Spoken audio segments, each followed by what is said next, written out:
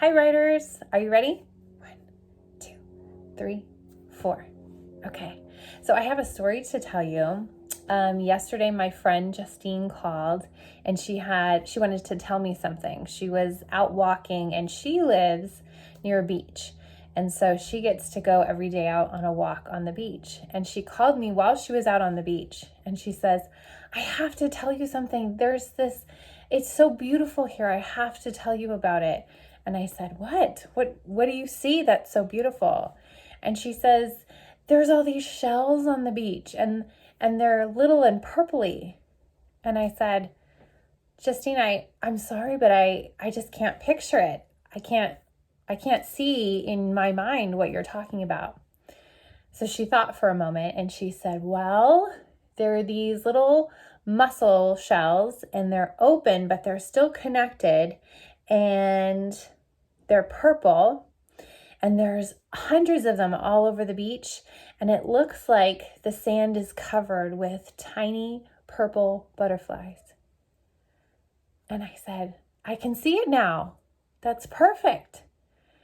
And it was only when she decided to look at what she was trying to describe and think about the best words to use to describe it, that was when I was able to see in my mind what she was trying to describe.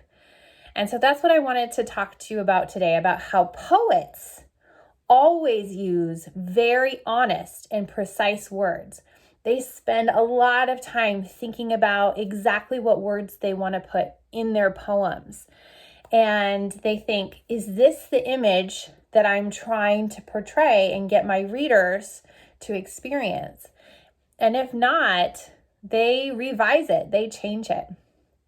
So let me show you what I mean. This is a poem called Pollywogs, and this is from Christine O'Connell George. And I just love the word she chose for this, pollywogs. And that's another word for tadpoles, right? So the little baby frogs before they turn into frogs. Come see what I found. Chubby commas, mouths round, plump babies, stubby as toes, pollywogs, tadpoles. Come see what I found. Frogs in waiting, huddled in puddles, snuggled in mud.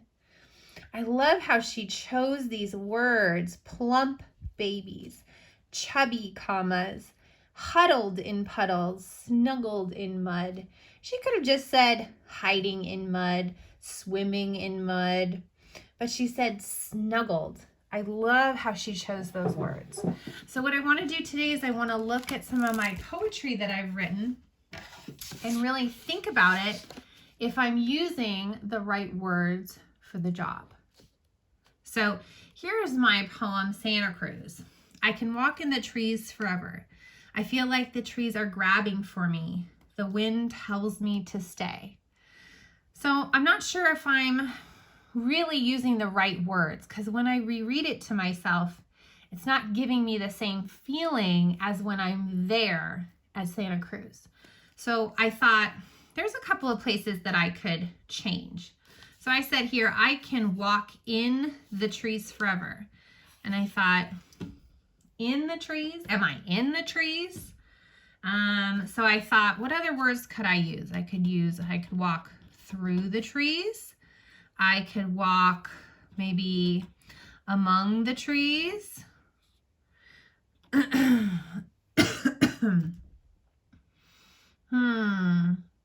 I think I'm going to go with through. And then I feel like the trees are grabbing for me. Grabbing for me. I don't know, grabbing sounds like they're being violent or something. So maybe I feel like the trees are reaching for me. I feel like the trees are, I don't know. I think I like reaching. I think I'm going to go with reaching. And then the wind tells me to stay.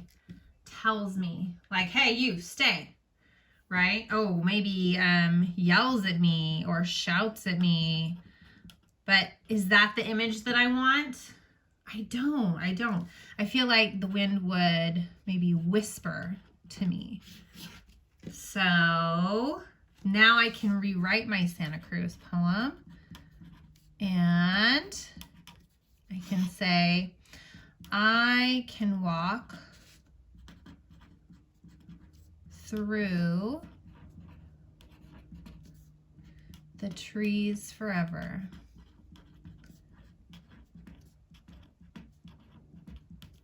I feel like the trees are reaching for me. And now I have another picture in my mind, like, you know, they're not reaching for me with their leaves or their roots. I feel like they're branches. I feel like the trees are reaching for me with their branches.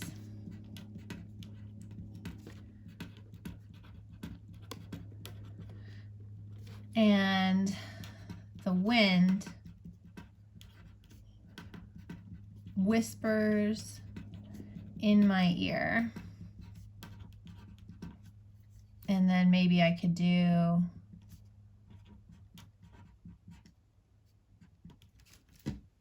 maybe that's the wind whispering quietly. Stay. All right, so that's what I want you to do today. I want you to look through one of your older poems, and it could be even one that we've been working on over here, like my Chalk Love. Maybe I don't want to say messy drawings, right? That's not really what I want people to think of. Maybe I could say dusty drawings because it's made of chalk. So I want you to look at all of your poems and really think about each word, and is it the best word for the job? All right, have fun.